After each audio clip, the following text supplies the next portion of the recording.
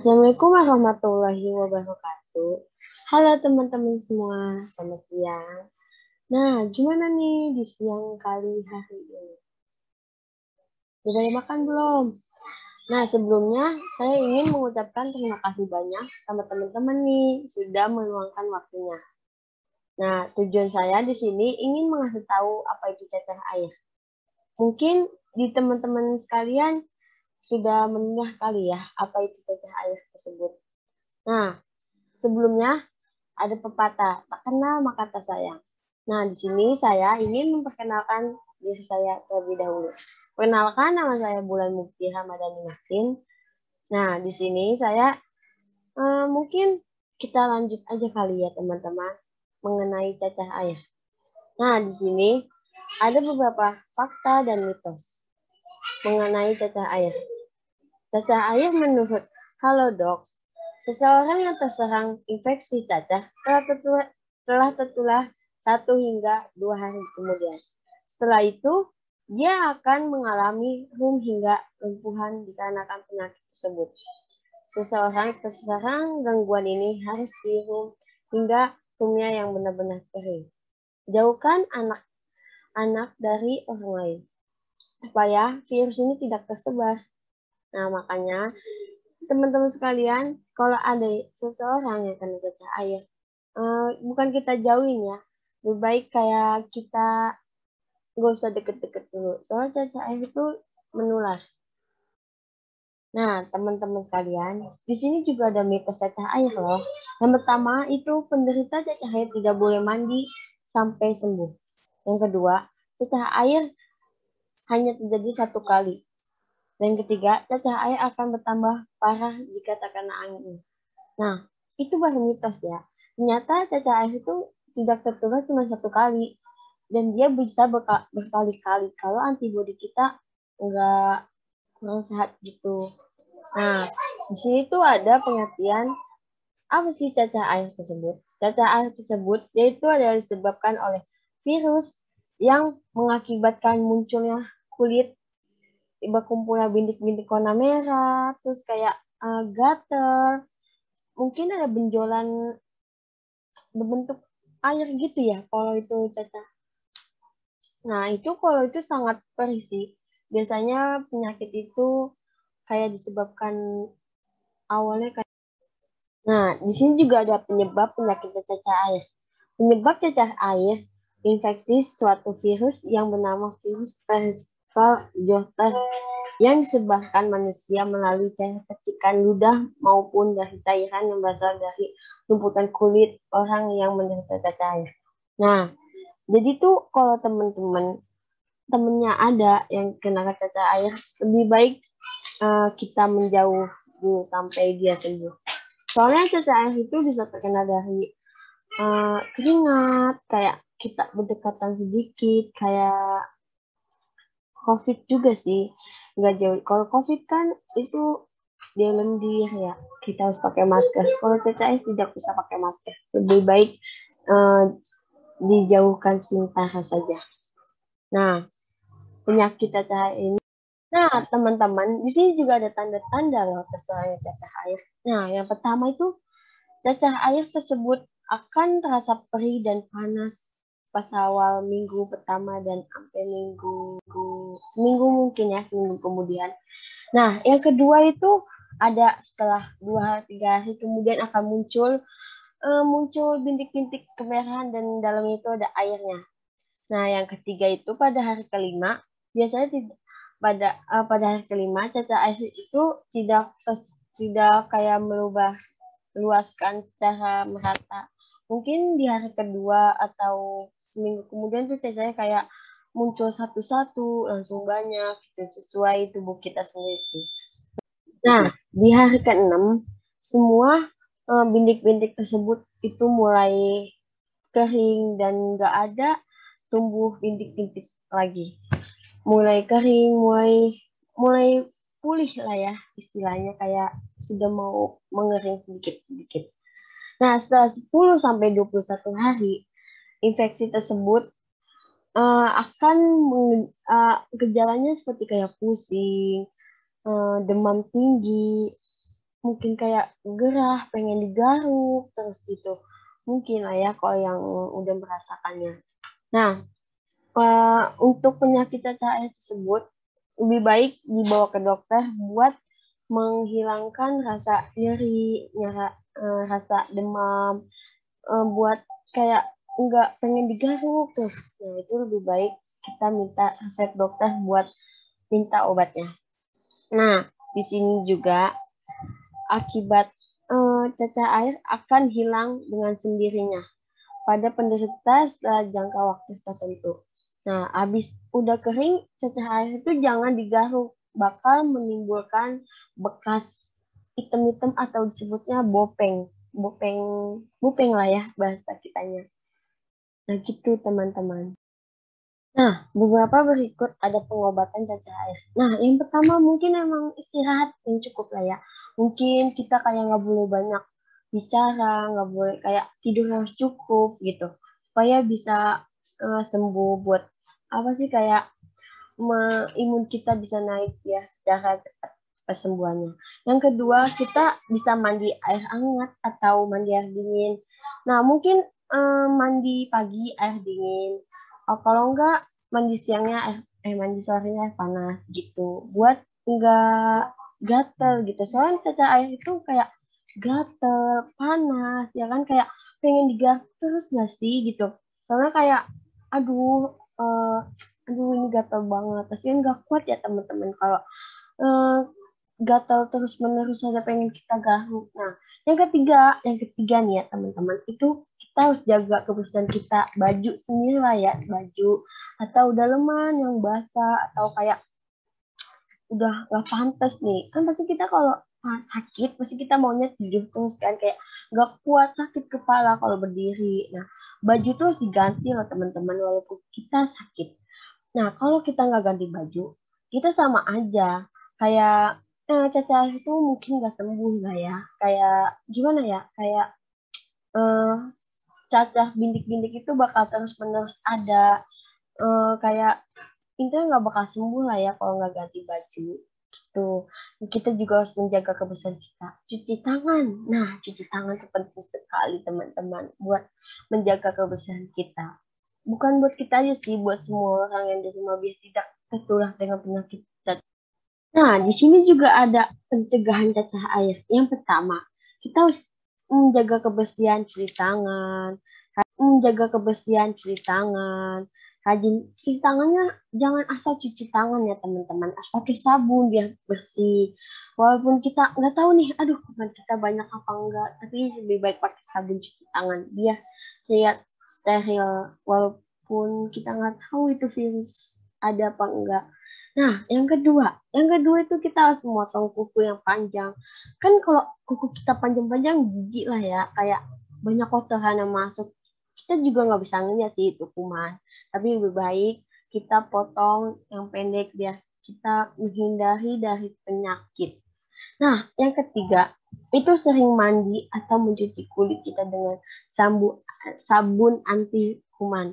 Nah, pastilah ya. Masa kita mandi pakai rinso kan nggak mungkin ya kan teman-teman. Nah, baik kita pakai sabun biar bersih mandinya. Nah, yang keempat, memakai pakaian yang telah dicuci bersih dan kering serta nyaman dipakai. Jangan pakai pakaian tuh nggak boleh kayak ini pakaianku baru nih masih wangi, pakai aja lagi. Itu jangan sih jangan. Itu nggak benar aturannya. Pakaian itu sebenarnya tuh sehari 2 kali. Kalau bisa 3 kali sih. Kalau udah merasa kita tidak nyaman, udah basah, udah lepek, lebih baik kita ganti sih.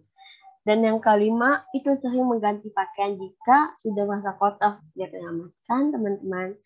Di situ memang kita harus menjaga kebersihan kita, biar kita tidak terkena penyakit, biar kita sehat selalu. Itu teman-teman.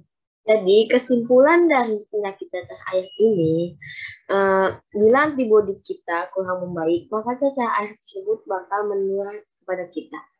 Nah, makanya kita di sini harus jaga kesehatan ya adik-adik dan teman-teman sekalian, biar kita tidak menularkan cacar air tersebut. Nah, apabila kuku kita panjang, kita nggak bisa menjaga kesehatan, kita bakal terkena cacar air tersebut. Nah, makanya lebih baik menjaga dan mencegah sih lebih baik. Mungkin sekian dari pemaparan tentang penyakit cacah ayah dari saya. Kurang lebihnya saya meminta maaf kepada adik-adik dan teman-teman sekalian. Nah, sampai jumpa kembali adik-adik. Dadah. Assalamualaikum warahmatullahi wabarakatuh.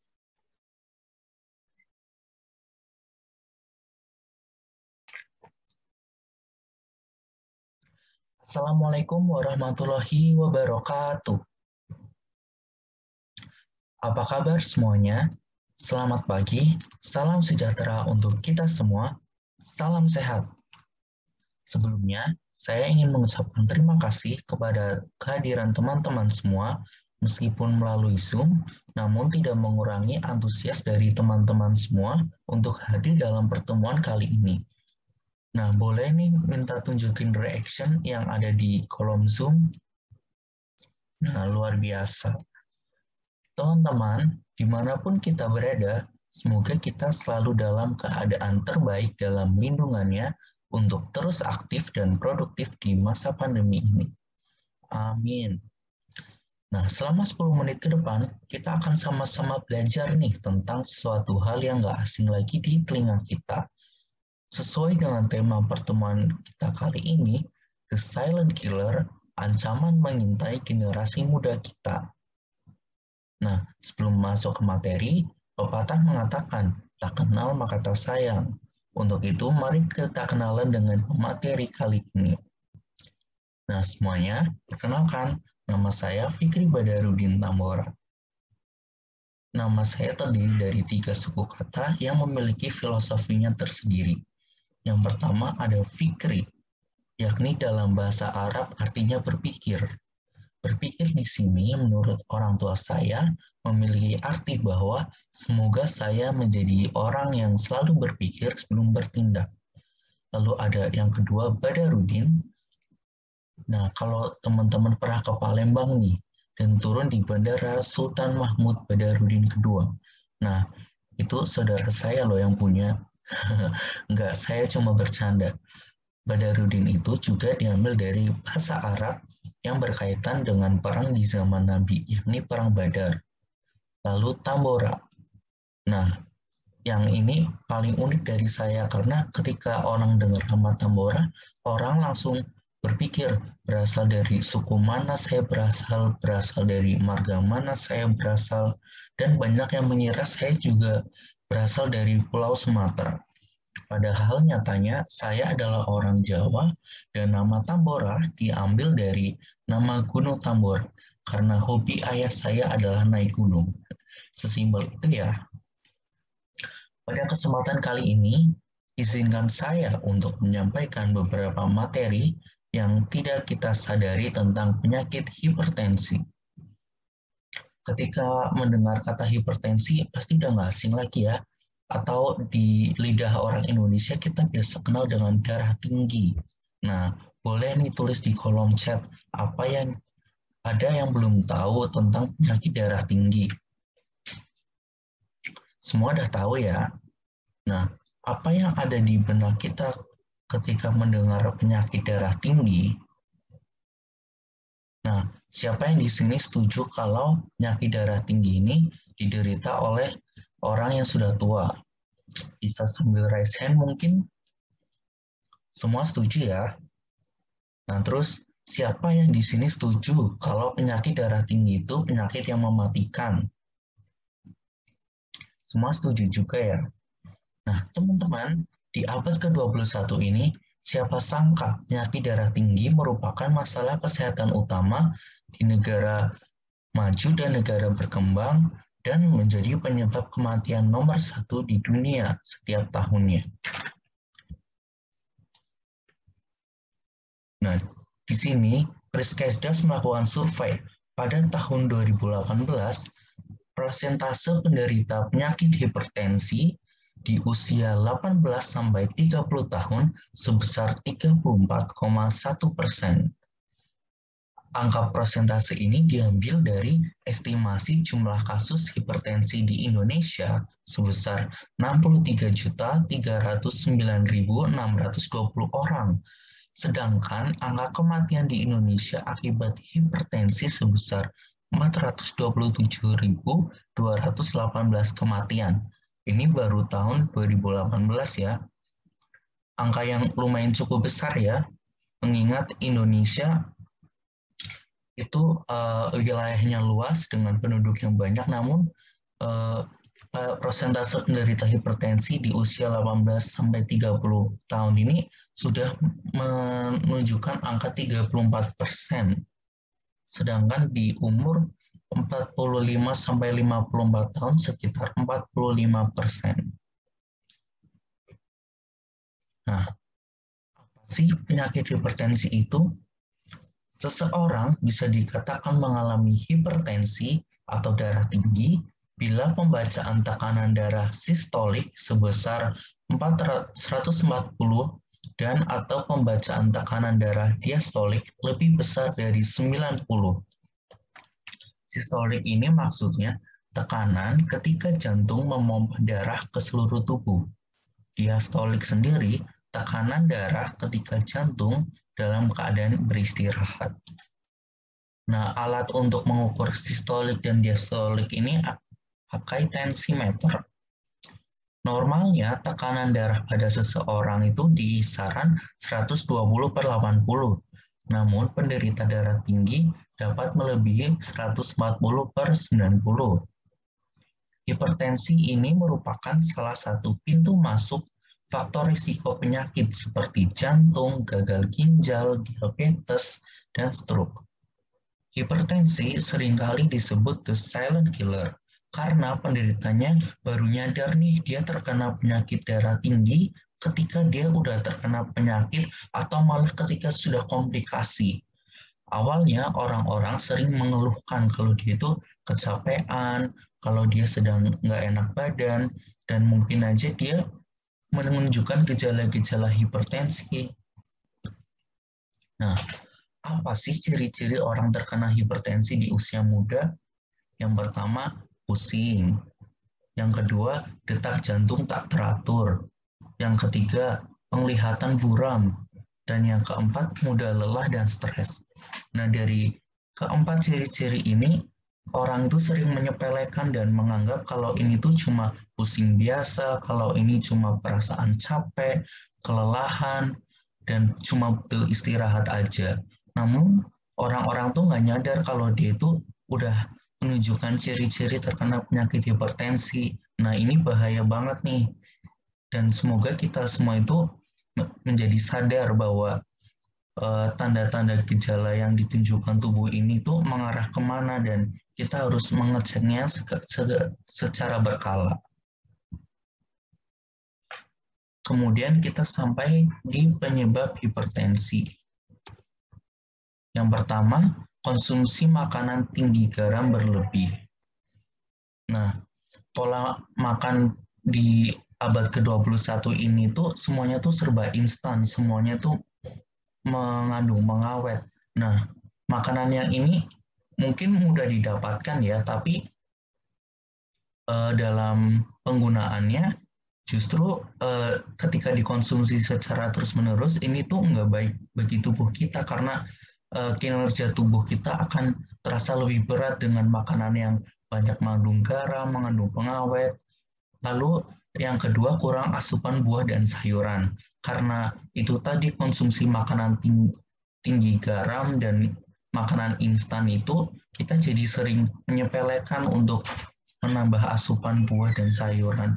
Lalu yang ketiga, obesitas. Nah, ini sebenarnya juga penyebab dari dua faktor itu tadi, karena obesitas itu salah satunya itu pola makan yang tidak sehat, lalu malas berolahraga. Nah, malas berolahraga ini yang menyebabkan tubuh kita itu sering merasa sakit, sering merasa kecapean. Lalu yang kelima ada mengonsumsi minuman beralkohol. Konsumsi minuman beralkohol dapat meningkatkan resiko penyebab hipertensi. Lalu yang terakhir ada riwayat keluarga.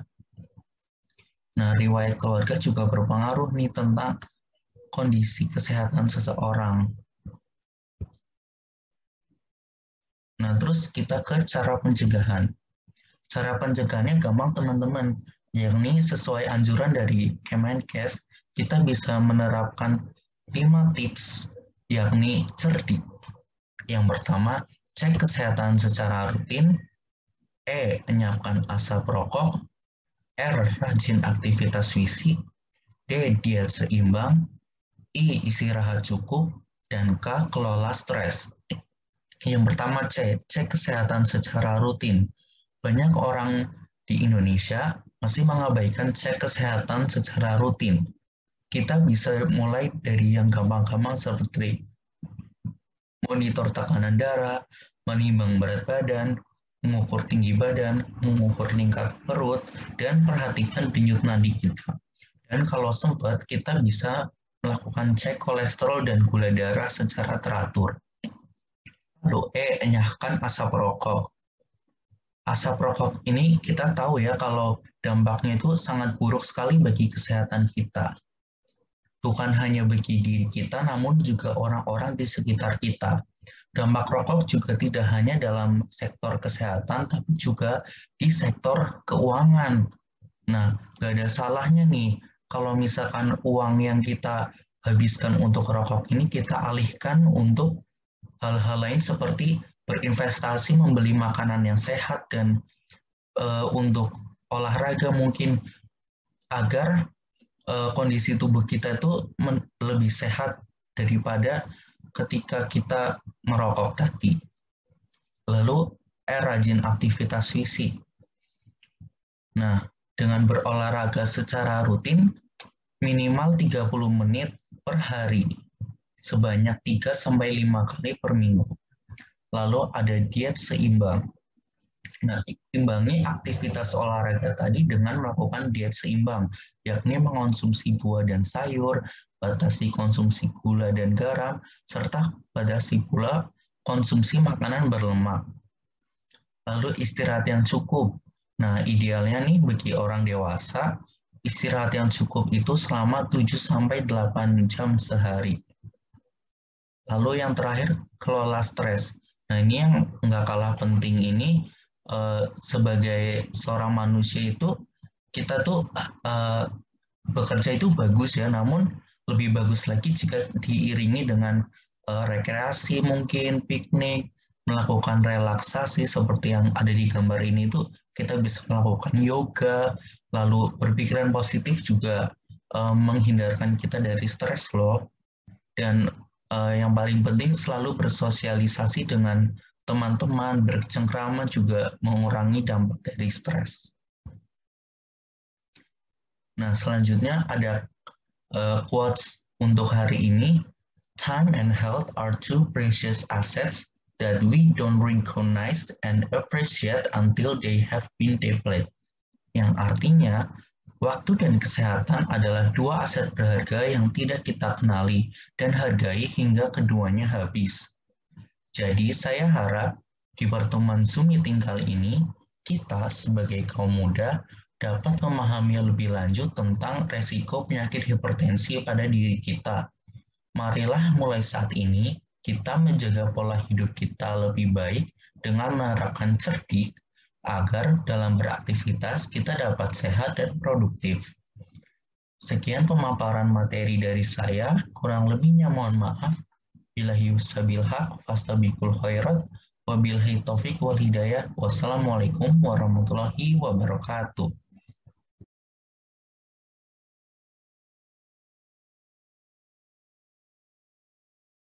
Assalamualaikum warahmatullahi wabarakatuh.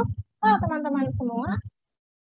Pada sesi kali ini, izinkan saya men-sharing dan menjelaskan sedikit materi salah satu dari panduan COVID-19, yaitu protokol isolasi mandiri. Atau ini tertulis judulnya adalah COVID-19 isolasi mandiri. Jadi, semua tentang protokol isolasi mandiri akan saya jelaskan sedikit demi sedikit. Ada pepatah yang mengatakan bahwa tak sayang maka tak kenal. Kebalik, maksud saya tak kenal maka tak sayang. Saya memiliki nama panjang yaitu Inka Citra Maharani atau biasa orang-orang memanggil saya Inka. Terkonfirmasi virus COVID-19.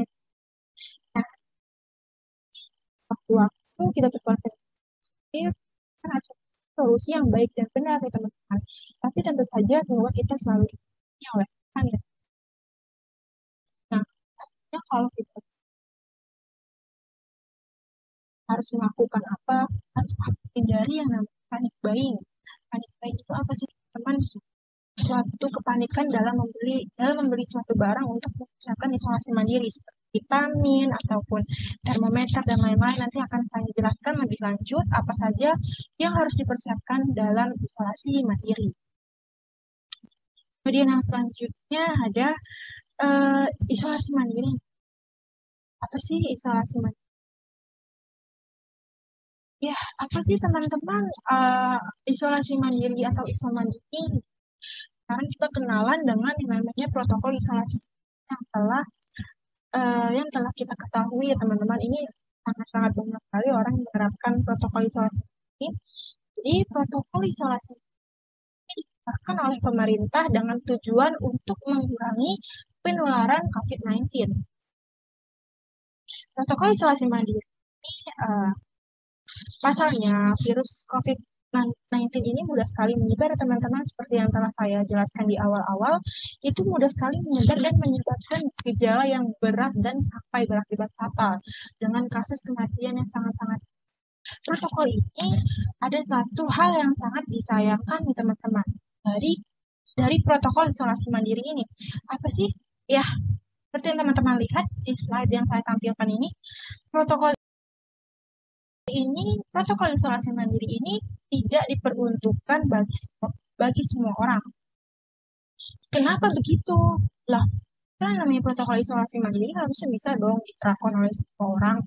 Kenapa tidak boleh gitu semua orang melakukan mandiri? Memang apa saja yang membuat protokol isolasi mandiri ini dibatasi? Emang apa saja gitu? Nah, jadi namanya protokol isolasi tidak sama atau tidak semua usia tepatnya, tidak semua usia dapat melakukan protokol isolasi mandiri. Beberapa orang yang dapat melakukan isolasi mandiri itu memiliki kriteria seperti berusia di bawah 45 tahun ya teman-teman. Ini sangat penting. Seperti yang telah saya jelaskan di awal, teman-teman yang berusia 45 tahun justru sangat disarankan untuk melakukan isolasi mandiri jika terkonfirmasi positif COVID-19. Karena apa? Karena sebagian besar di Indonesia khususnya, orang-orang yang berusia di bawah 45 tahun itu jarang atau tidak banyak memiliki penyakit bawaan atau komorbid. Penyakit bawaan yang dimaksud itu seperti asma ataupun diabetes dan sebagainya. Jadi bagi yang berumur di bawah 45 tahun ini cukup disarankan isolasi mandiri hanya di rumah saja, gitu. Tidak perlu yang namanya datang ke rumah sakit ataupun sakit. Nah, kemudian yang selanjutnya, kriteria yang selanjutnya untuk bagaimana cara seseorang dapat melakukan isolasi mandiri itu tidak memiliki penyakit penyerta seperti jantung, diabetes, hipertensi tadi yang seperti saya jelaskan, kemudian memiliki rumah dengan kamar yang terpisah untuk setiap penghuninya. Jadi teman-teman nih yang mempunyai kamar terpisah akan lebih baik jika teman-teman melakukan isolasi mandiri dan mengisolasi diri di kamar yang terpisah dari keluarga ya teman-teman. Nah, selanjutnya untuk pembahasan selanjutnya adalah isolasi mandiri starter pack. Apa sih maksudnya? Jadi di sini slide yang telah saya tampilkan ini ada beberapa barang atau beberapa hal yang harus teman-teman ketahui. Ini hal-hal umum yang perlu teman-teman ketahui untuk menyediakan alat-alat ini pada saat isolasi mandiri. Nah, yang pertama di sini ada pulse oximeter. Pulse oximeter ini apa sih teman-teman? Bagi teman-teman yang mungkin tidak tahu apa itu pulse oximeter, jadi oximeter ini merupakan komponen yang sangat diperlukan dalam protokol isolasi mandiri di rumah, karena oximeter ini dapat mengukur saturasi oksigen dari teman-teman. Kan tadi yang saya bahas, seperti yang saya bahas di awal, salah satu gejala dari COVID-19 itu adalah sesak nafas ya teman-teman. Nah, dari sesak nafas tersebut kita dapat menggunakan, dapat mengecek dan dapat membuktikan kira-kira saturasi oksigen kita itu berapa dan harus memiliki dan harus ditangani seberapa jauh kira-kira. Nah, dari oximeter ini kita dapat mengetahui saturasi oksigen kita berapa dan detak jantung juga. Kita dapat mengetahui dari pengecekan oximeter. Oximeter ini cukup penting ya teman-teman. Disarankan sekali untuk teman-teman memiliki minimal 1 buah di rumah teman-teman masing-masing. Kemudian, oh ya teman-teman, lagi untuk oximeter ini kita seperti yang kita ketahui, saturasi oksigen itu normalnya itu berapa sih? Seseorang dikatakan memiliki saturasi oksigen yang normal itu berapa kira-kira? Teman-teman tahu nggak nih? Yap, jika seseorang dikatakan memiliki saturasi oksigen yang normal gitu, jika tidak terkonfirmasi COVID-19, itu saturasi oksigennya menunjukkan angka di atas 95 ya teman-teman, 95 sampai 97. Itu merupakan saturasi oksigen yang cukup normal bagi orang yang tidak terkena COVID-19, itu cukup normal. Bukan cukup normal lagi sih teman-teman, lebih tepatnya itu sangat normal. Akan tapi jika saturasi oksigen teman-teman di bawah 95 nih, misalkan apalagi di bawah 90, itu benar-benar teman-teman harus melakukan penanganan lebih jauh dengan menghubungi tenaga medis atau rumah sakit terdekat teman-teman. Itu harus sekali karena saturasi oksigen ini penting sekali kita lihat dan kita pantau dalam melakukan protokol isolasi mandiri. Kemudian hal selanjutnya yang harus ada dalam isolasi mandiri apa nih? Ya, yaitu tensimeter. Tensimeter seperti yang kita tahu mengukur tensi kita seberapa jauh kita dan seberapa normalkah tensi kita dalam keberlangsungan COVID-19 alami. Tensi ini cukup penting ya teman-teman. Selanjutnya adalah termometer. Nah, yang seperti yang saya jelaskan di awal, jika suhu tubuh kita lebih dari 38 derajat itu sangat-sangat perlu dipertanyakan ya. Jadi pada saat ini kita sering memantau suhu tubuh kita menggunakan termometer, apakah suhu tubuh kita sudah di bawah 38 derajat. Jika sudah di bawah 38 derajat Celcius, akan kemungkinan besar kita bukan sudah bebas, akan tapi sudah mulai merasakan keringanan dari kasus COVID-19 yang telah kita alami. Jadi, kalau bisa pantau terus suhu tubuh kita pada saat isolasi mandiri. Kemudian hal yang selanjutnya adalah kita harus mempunyai logbook atau buku diary. Nah, ini untuk apa sih sebenarnya? Ini opsional, tapi bukan opsional juga sih, tapi ini merupakan hal yang lebih baik jika teman-teman memilikinya. Jika teman-teman memiliki logbook atau diary tersebut.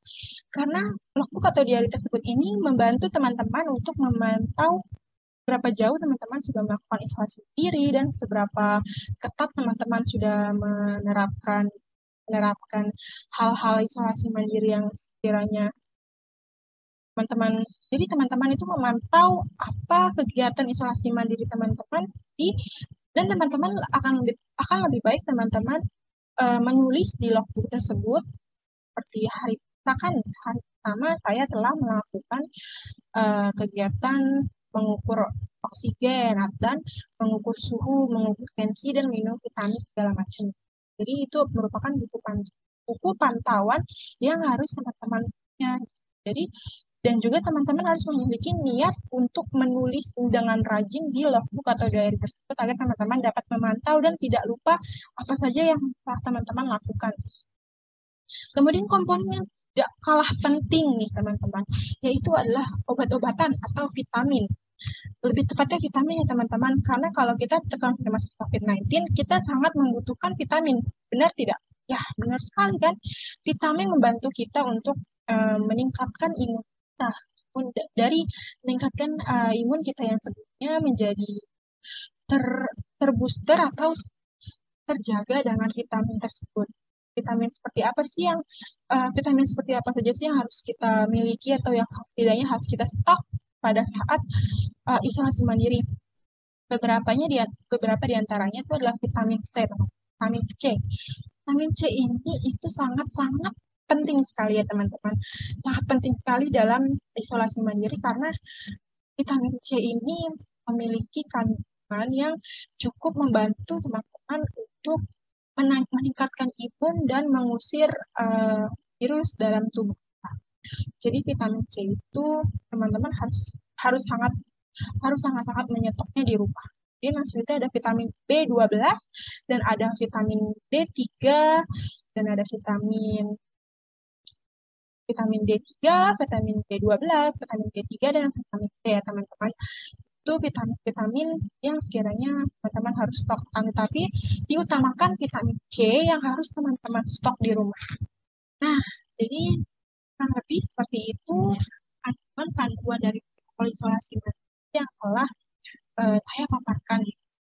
Setelah saya jelaskan, semoga teman-teman semuanya dapat mengerti bahasa yang saya paparkan pada penjelasan-penjelasan yang telah saya jelaskan. Jadi intinya nih teman-teman, jika kita terinfeksi atau terkonfirmasi positif COVID-19, gimana sih rasa sakitnya dan gimana sih rasanya kita terkonfirmasi COVID-19? Rasanya pasti tidak enak banget kan? Yalah. Nah, kan jika kita sudah terkonfirmasi positif, harus gimana dong? Nah, terus teman-teman masih mau lalai nih dengan protokol kesehatannya? Gak mungkin kan? Teman-teman mau melepaskan masker gitu, mau masa bodoh dengan protokol kesehatannya, kan nggak mungkin ya teman-teman. Kalau kita lepas masker gitu biar kelihatan gitu lipstick atau yang badai itu kan nggak mungkin ya teman-teman. Nah, jadi teman-teman tolong maskernya sangat-sangat jaga untuk teman-teman selangkah atau 2 langkah saja keluar dari rumah itu baik jika masker teman-teman on terus medis dan dilapiskan berkain kalau bisa ya teman-teman. Jadi kita jaga kesehatan kita, dengan kita menjaga kesehatan kita gitu juga sama saja kita menjaga orang-orang terdekat kita menolong orang-orang yang dekat kita. Begitu saja sepertinya pemaparan saya sedikit quotes yang dikutip dari Pak Dennis Wedley. Time and health are two precious assets that we don't recognize and appreciate until they have been deployed. Yang artinya waktu dan kesehatan adalah 2 aset yang sangat-sangat berharga yang harus kita akui dan harus kita apresiasi sampai akhir hidup kita. Ya teman-teman, dapat dimengerti teman-teman, jangan lupa protokol kesehatannya selalu dijaga, dan jika suatu saat terkena COVID-19, teman-teman yang berusia di bawah 45 tahun segera lakukan isolasi mandiri, dan jika teman-teman yang berusia di atas 45 tahun segera hubungi tenaga kesehatan untuk diberi penanganan lebih lanjut. Sekian dari saya, Inke Citra Maharani. Dapat bermanfaat materi yang saya sampaikan. Wassalamualaikum warahmatullahi wabarakatuh, teman-teman. Salam sehat semua.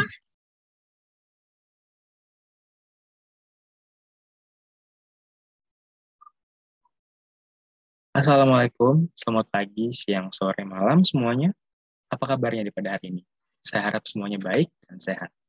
Terima kasih untuk semua yang telah hadir di materi saya pada hari ini. Semoga diberikan kesehatan dan berkat yang berlipat untuk saudara-saudara sekalian. Nah, di materi ini saya ingin menyampaikan bagaimana sih cara diet yang baik. Tapi sebelum itu, perkenalkan, nama saya Christian Reza. Saya biasa dipanggil Chris. Teman-teman mau tahu nggak nih, asal-usul dari nama saya nih? Asal-usul dari nama saya itu berawal dari bapak saya yang dulunya hobi nonton Smackdown. Kalau kalian nggak tahu, itu sejenis acara gulat Amerika yang dulu sempat tayang di TV Indonesia. Nah, nama Christian ini terinspirasi dari salah satu pemain Smackdown itu. Ya, walaupun agak aneh sih, tapi saya tetap bersyukur lah punya nama Christian. Saya beberapa kali aktif di kegiatan dalam dan luar kampus, mulai dari kegiatan sosial, keagamaan, ataupun kegiatan UKM. Mungkin cukup itu aja kali ya perkenalan dari saya, dan selanjutnya kita masuk ke dalam materi kita. Oke, berdasarkan data dari Kemenkes, 1 dari antara 3 orang dewasa mengalami obesitas, dan 1 dari anak remaja juga mengalami obesitas. Terus apa aja sih alasan orang bisa obesitas? Beberapa alasannya seperti kurangnya pergerakan tubuh, dan tentunya tidak mengatur pola makan. Terus dampak dari obesitas ini bisa mengakibatkan resiko serangan jantung, stroke, diabetes, dan hipertensi. Nah, terus gimana nih cara kita mencegah obesitas tersebut? Caranya adalah dengan diet.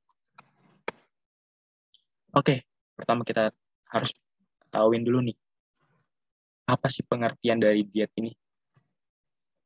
Diet itu adalah sebuah metode yang mengatur asupan makan dan minuman yang masuk ke dalam tubuh guna mencapai atau menjaga berat badan yang terkontrol. Terus manfaatnya apa? Nah, manfaat dari diet itu, yang pertama itu ada menurunkan risiko diabetes. Berat badan berlebih dan obesitas dapat menjadi faktor risiko diabetes. Menurut berbagai studi, lemak di perut menghasilkan senyawa yang kemudian menurunkan sensitivitas sel terhadap hormon insulin dalam penggunaan glukosa. Jika terus dibiarkan, kondisi ini dapat menimbulkan kenaikan gula darah karena sulit digunakan oleh sel menjadi energi. Yang kedua ada menurunkan tekanan darah. Seiring dengan naiknya berat badan, tekanan darah juga akan meningkat. Para ahli juga setuju bahwa berat badan berlebih dan obesitas dapat menjadi faktor risiko hipertensi atau tekanan darah tinggi. Selanjutnya adalah mengendalikan kolesterol. Manfaat diet lain yang penting untuk diketahui adalah mengendalikan kolesterol. Walaupun berat badan normal sebenarnya juga memiliki resiko. Namun orang dengan berat badan berlebih cenderung lebih rentan memiliki kolesterol tinggi. Nah, selanjutnya adalah menurunkan resiko penyakit jantung. Kelebihan berat badan jadi salah satu faktor penyakit jantung, termasuk serangan jantung dan penyakit jantung koroner. Kondisi yang berkaitan dengan obesitas seperti hipertensi dan kolesterol tinggi juga menjadi indikator kesehatan sistem jantung dan pembuluh darah. Dengan melakukan diet, untuk menurunkan berat badan, kita dapat memetik manfaatnya berupa penurunan risiko serangan jantung. Nah, selanjutnya ada menurunkan resiko kanker. Manfaat diet yang patut untuk dijadikan pertimbangan adalah menurunkan risiko kanker. Menurut National Cancer Institute, ada bukti konsisten yang menemukan kaitan kadar lemak tubuh yang tinggi dengan bermacam jenis kanker, mulai dari kanker endometrium, kanker kerongkongan, kanker hati, dan kanker lainnya. Terus gimana sih cara ngelakuin diet itu? Nah, sebelum kita masuk lebih dalam nih tentang cara melakukan diet tersebut, kita harus tahu sejarahnya. Oke, sejarah pertama. Sejarahnya bermula ketika diet pertama kali dilakukan sebenarnya diet pertama kali dilakukan pada zaman Mesir kuno. Penduduk Mesir kuno menggunakan air dan cuka apel untuk dikonsumsi sebagai cara untuk membakar kalori yang berlebih. Nah, sampai pada tahun 1820, cara diet ini digunakan oleh seorang penyair, yaitu Lord Byron. Karena dia adalah seorang penyair yang harus tetap sempurna di mata orang lain, jadi ia terus melakukan diet cuka ini sampai pada akhirnya dia jatuh sakit, dan diet ini ditetapkan sebagai metode diet yang tidak sehat. Selanjutnya, pada 1950, seorang penyanyi opera Maria Callas menggunakan diet yang cukup berbahaya, yaitu diet cacing pita. Dengan cara memasukkan cacing pita ke dalam tubuh, sehingga makanan di dalam tubuh dimakan oleh cacing pita tersebut. Jelas, metode ini berbahaya bagi tubuh karena bisa menyebabkan malnutrisi, sakit kepala yang hebat, dan kematian. Oke, selanjutnya ada dari 1999, ada Victoria Beckham. Dengan cara mengatur pola makan dan fitness, sehingga tetap memiliki tubuh yang ideal, dengan cara menggerakkan badannya, supaya lemak terbakar, dan menjadikannya sebagai otot. Nah, di tahun-tahun ini banyak sekali timbul cara-cara diet yang sehat. Nah, salah satunya seperti Victoria Beckham tersebut. Selanjutnya ada di tahun 2000-an. Gwyneth Paltrow juga melakukan diet yang hanya dengan mengonsumsi sumber makanan dari biji-bijian dan sayuran. Cara ini dinilai sangat efektif karena bisa memotong karbohidrat yang memicu kenaikan berat badan dengan cepat. Barusan tadi nih, sekumpulan sejarah perdietan sampai sekarang. Nah, sekarang saya mau jelasin nih, cara-cara diet yang baik dan aman untuk kita semua. Oke, yang pertama ada diet keto. Diet ini menerapkan pola makan tinggi lemak dan protein, tetapi rendah karbohidrat. Tujuan diet ini agar tubuh lebih banyak mendapatkan kalori dari protein dan lemak. Menurut Journal of European Nutrition, kondisi ini bisa menguras simpanan gula sebagai sumber energi dan menggantinya dengan protein dan lemak. Kondisi inilah yang menimbulkan proses ketosis, yaitu kondisi ketika tubuh tidak lagi ada asupan karbohidrat sebagai sumber makanan untuk diproses menjadi energi. Tetapi ada hal yang perlu diingat. Sumber lemak diet keto ini bukan sembarangan lemak, tetapi seperti gorengan gitu. Tetapi sumber lemaknya berasal dari produk susu, telur, organik, dan minyak seperti kelapa dan zaitun. Tak hanya itu, lemak sehat juga bisa diperoleh dari kacang-kacangan seperti almond dan mete dan dari buah alpukat. Nah, selanjutnya ada diet vegan. Selanjutnya, diet vegan ini dikenal sebagai diet yang tidak memperbolehkan adanya konsumsi produk olahan hewani sama sekali, termasuk telur dan madu. Diet ini merupakan pola makan yang rendah lemak dan tinggi serat, sehingga efektif untuk menurunkan berat badan. Tidak hanya itu, diet vegan ini juga mengurangi resiko serangan jantung, kanker, dan penyakit Alzheimer. Selanjutnya ini ada diet Mediterranean. Diet Mediterranean ini adalah jenis diet yang terinspirasi dari pola makan masyarakat Eropa Selatan. Diet Mediterranean berfokus pada konsumsi dari buah-buahan, sayur mayur, biji-bijian, produk gandum utuh, ikan, ayam, keju, yogurt, dan minyak zaitun. Kita masih bisa mengonsumsi setidaknya 4 telur per minggunya, serta anggur merah atau red wine dan daging merah dalam jumlah yang sedikit. Jenis diet ini membantu menurunkan berat badan dan resiko terkena penyakit. Akan tetapi nih, beberapa bahan makanan pada diet Mediterranean ini biasanya mahal. Jadi mungkin diet ini kurang cocok untuk anak-anak muda seperti kita nih. Oke, yang terakhir, ada diet intermittent fasting. Selanjutnya yang terakhir ini, konsep diet ini berpusat pada siklus antara berpuasa dan makan. Nah, diet ini tidak melarang mengkonsumsi makanan tertentu dan lebih mengontrol jam makan. Misalnya, kita dapat mengkonsumsi makanan selama 8 jam dan 16 jam sisanya kita akan berpuasa dan tidak boleh mengkonsumsi makanan atau minuman yang berkalori, kecuali air putih. Nah, diet ini dinilai sangat efektif dalam menurunkan berat badan, asal kita tidak makan secara berlebih atau melewati kalori harian selama waktu makan. Nah, menjelaskan semua hal ini tanpa memberikan suatu contoh yang konkret, seperti ada yang kurang. Jadi, saya masukkan salah satu contoh orang yang cukup berhasil dalam menjalankan dietnya, yaitu saya sendiri. Nah, di sini saya menggunakan metode intermittent fasting dengan mengontrol jam makan saya selama 8 jam dari pagi sampai sore dan 16 jam sisanya berpuasa, tetapi juga disertai dengan minum air putih. Saya juga melakukan olahraga yang cukup rutin, yaitu 15 menit per harinya untuk membakar kalori yang masuk pada hari itu. Beberapa bulan saya menjalaninya nih, saya mulai ada perubahan nih, yaitu berkurangnya berat badan saya, dan nafas saya nggak terengah-engah seperti pada sebelum saya melakukan ini. Nah, di tahun 2019 sebelum saya melakukan ini, berat badan saya mencapai 89, di mana itu tidak ideal dan bisa dikatakan obesitas. Tapi setelah saya menjalankan intermittent fasting ini, berat badan saya kembali normal di ukuran 63. Oke, terakhir saya punya tips diet nih. Itu ada 2. Yang pertama ada motivasi, yang kedua ada stres. Oke. Yang pertama nih, kita bahas yang motivasi. Kalian harus tahu apa yang ingin kalian tuju. Misalnya nih, kalian ingin mendapatkan tubuh yang bagus, atau ingin menjadi polisi atau TNI, atau segala pekerjaan yang berhubungan dengan badan yang ideal. Nah, kalian butuh motivasi tuh. Nah, tapi jika dirasa motivasi belum cukup nih, mungkin bisa pakai cara yang kedua, yaitu stres. Dengan memiliki masalah, kita dapat lebih fokus dengan memikirkan atau menyelesaikan masalah tersebut daripada memiliki hasrat untuk makan. Jadi secara tidak langsung sedikit pemasukan kalori yang masuk ke tubuh sehingga menurunkan berat badan lebih cepat.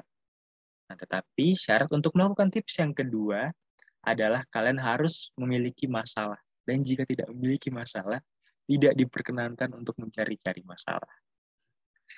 Jadi tunggu apa lagi? Yuk, daripada nanti kita terdampak penyakit-penyakit yang nggak kita inginkan nih. Jadi lebih baik kita olahraga dan diet untuk mendapatkan hidup yang sehat. Mungkin sekian informasi dari saya. Semoga informasi cara-cara diet ini bisa bermanfaat untuk kita semua. Saya sangat menerima betul pertanyaan melalui via WhatsApp atau media sosial yang lain. Kalau teman-teman ingin bertanya nih secara pribadi. Sekali lagi terima kasih untuk teman-teman yang udah dengerin materi saya dari awal sampai akhir. Tetap jaga kesehatan teman-teman semua, dan salam sehat semuanya. Assalamualaikum.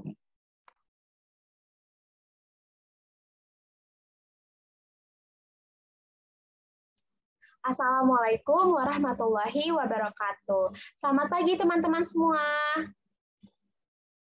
Wah, masih kurang semangat nih. Sekali lagi ya. Selamat pagi teman-teman semua. Nah, gitu dong. Remaja Indonesia harus semangat. Sebelumnya, saya ingin mengucapkan terima kasih kepada teman-teman yang sudah menyempatkan dirinya untuk hadir di acara kali ini. Saya sangat senang bisa memiliki kesempatan untuk bertemu dengan teman-teman semua. Semoga kita semua selalu dalam keadaan sehat sehingga bisa beraktivitas dengan semangat. Pada pertemuan kita kali ini, saya ingin membahas tentang pencegahan diare. Tapi sebelum itu, kita kenalan dulu ya teman-teman.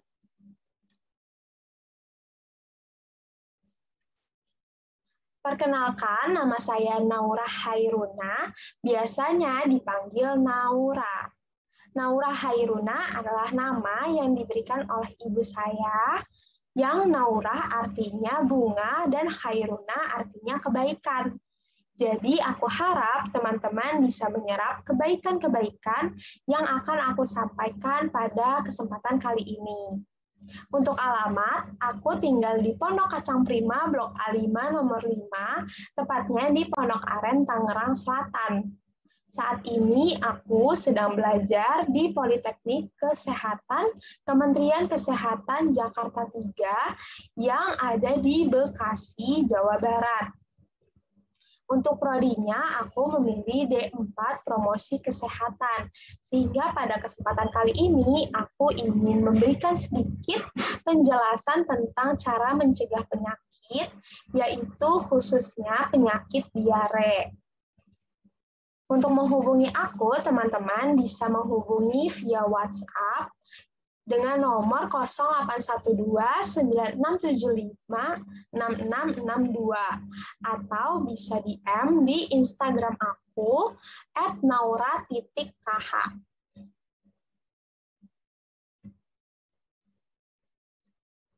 Sebelum masuk ke materi, teman-teman, aku ingin bertanya dulu kepada teman-teman, apakah teman-teman di sini pernah merasakan penyakit diare?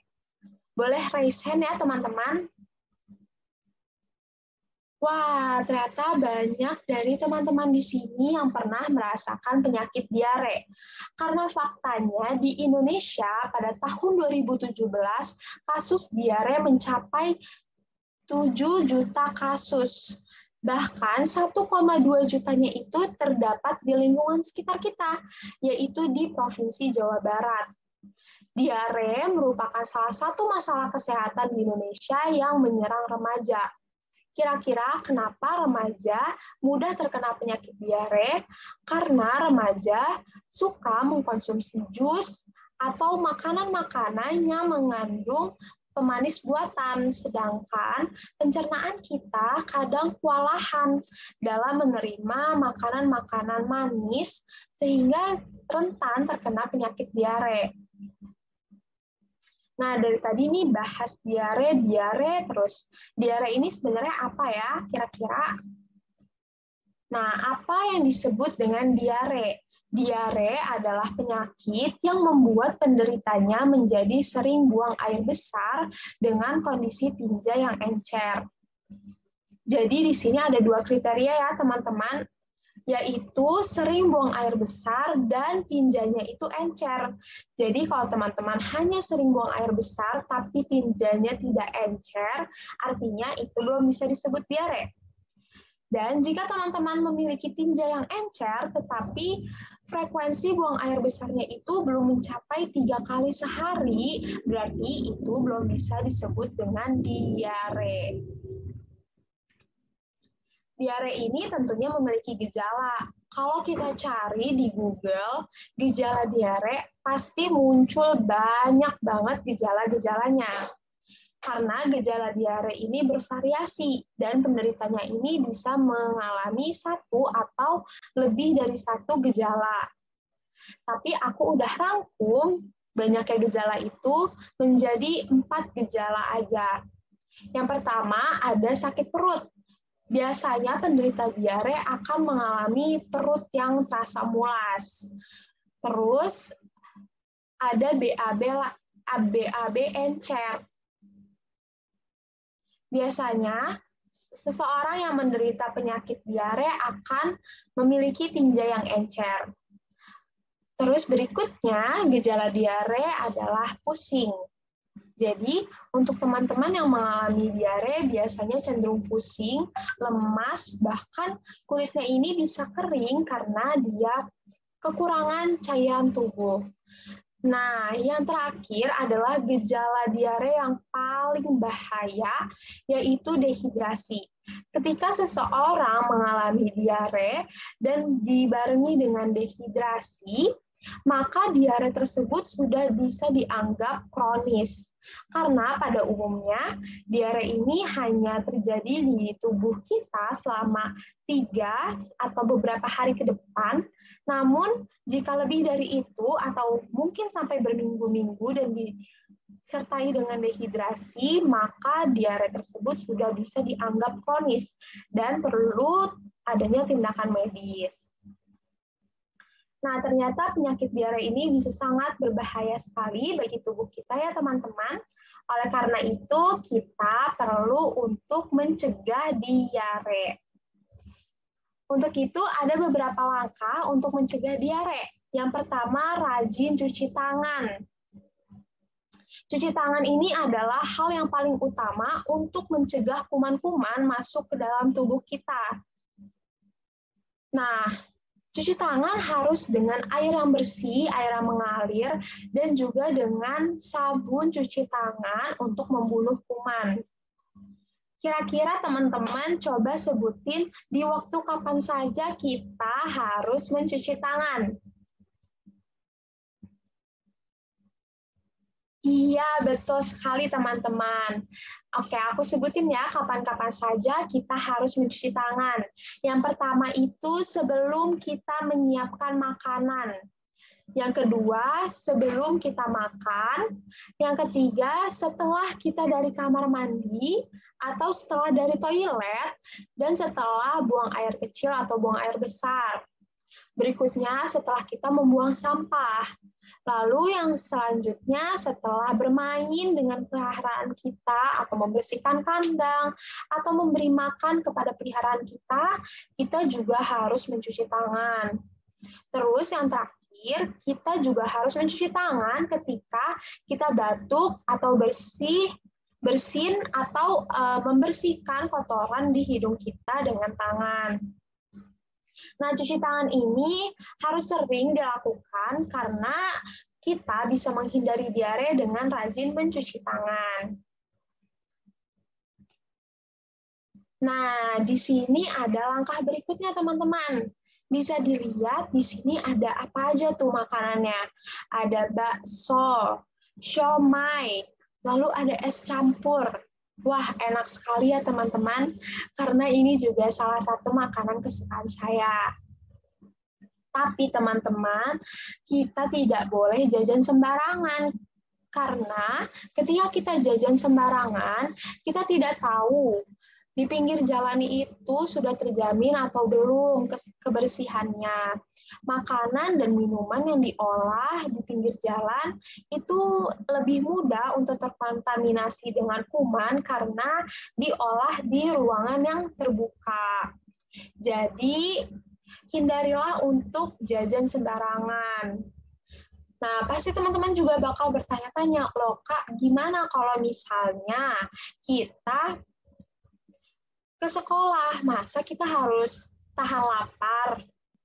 Nah, tentunya aku menyarankan daripada jajan, lebih baik kita membawa bekal atau kita makan di tempat makan yang sudah terjamin kebersihannya, seperti di kampus, di kantin kampus. Langkah berikutnya, kita harus memiliki pola makan yang sehat. Nah, aku tahu banget nih, remaja-remaja itu suka banget makan makanan yang pedas. Terus suka juga makan makanan yang bersantan. Udah gitu, minumnya kopi atau minuman-minuman yang ada rasa buatannya. Nah, padahal makanan-makanan tersebut bisa memicu adanya diare.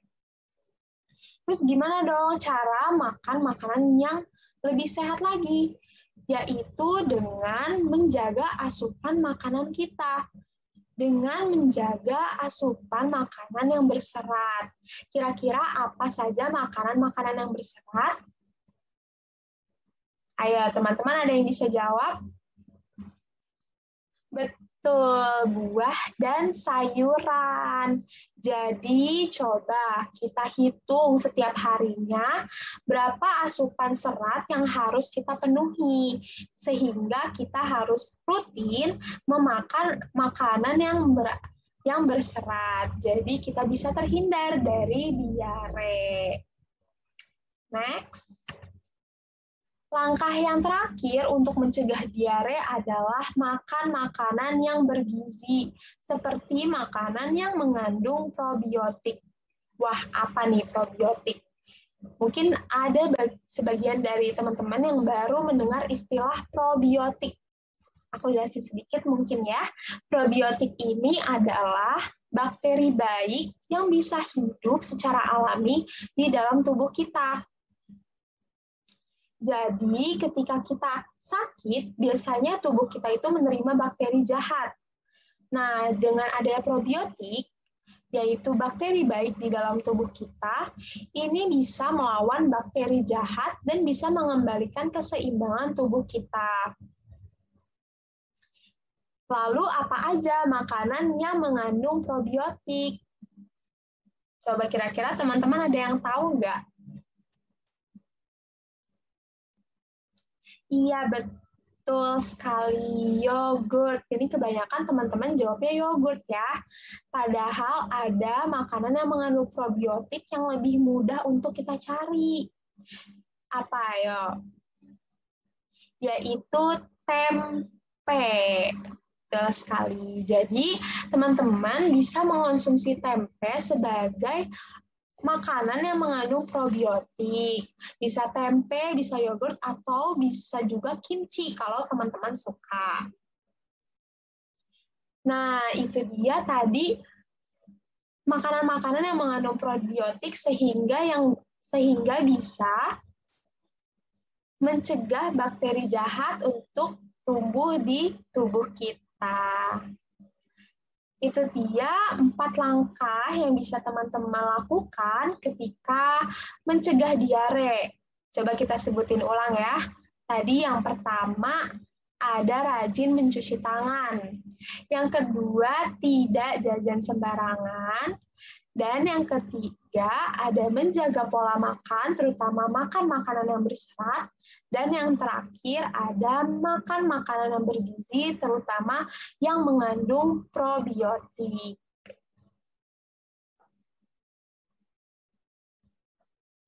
Nah, dengan melakukan 4 langkah tersebut, tentunya kita bisa mencegah diare, walaupun tidak 100%, seenggaknya kita sudah mencoba.